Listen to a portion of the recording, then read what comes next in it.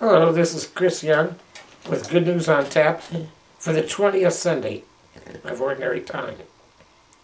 We go back to John's Gospel again this week, where we have a continuous reading from the past several weeks, where Jesus has a discourse about the Eucharist. We remember that Jesus had just fed the multitudes.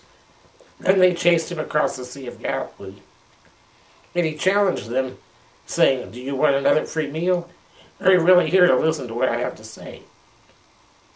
The particular passage that we have in John's Gospel this week is Jesus' most specific and forceful explanation of the Eucharist, when he is very insistent, saying that his flesh is real food and his blood is real drink.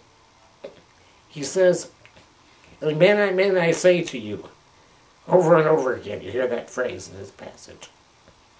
It's one passage where I kind of like the old King James translation better than the modern one. In the King James Version it says, "Verily, verily, I say unto thee." I kind of like that phrase. The word verily is from the Latin word veritas, which means truth.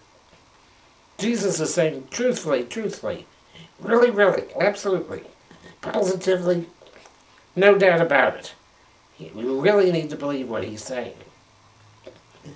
By being adamant about what he's saying, we come to understand that the Eucharist is not just symbolic of the body and blood, but we have the understanding of the real presence of Jesus in the Eucharist.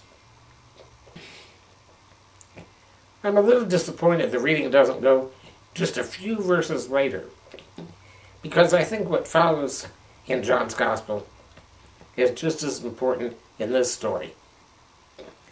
John continues explaining that after Jesus talks about his flesh being real food and his blood being real drink, that many of his followers left him.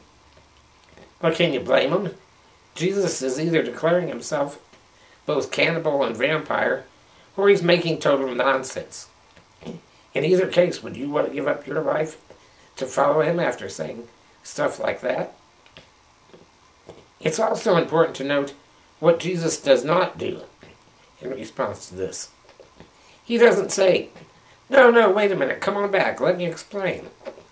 You see, in this Passover supper sometime soon, I'm going to change the ceremony around, and I'm going to bless the bread and wine by saying, this is my body, and this is my blood. He doesn't do that. Instead, he turns to the apostles and says, "Do you want to leave too?" It's like, don't let the door hit you in the back, you know. Of course, Peter, always the first to respond in most situations, turns to Jesus and just says, "To whom else should we turn? We believe that you have the words of life." Now, it's obvious at that point that none of the apostles understand what Jesus was really saying about his body and blood. They didn't have the Eucharist experience yet. But it didn't matter to them at that point. They knew that their calling was to follow him, and so that's what they did, no matter how difficult the teaching was. Even when we understand the Eucharist as well as we do today, I don't think any of us can really say for sure what it means that there is, quote, real presence of the body and blood in Jesus in the bread and wine. It's completely beyond our human understanding. It looks like bread and wine, it tastes like bread and wine. But we've been told by Jesus very directly, verily, verily, that it is something else, that he is really present. So we have to turn to the example of the apostles at a time like this and simply rely on our faith that this is what Jesus said to us so emphatically. So then it is what he's asking us to believe. And we have to trust in him and do as Peter says and say to Jesus, "To whom else should we turn?" No one else, because we know that he has the words of life. So what do?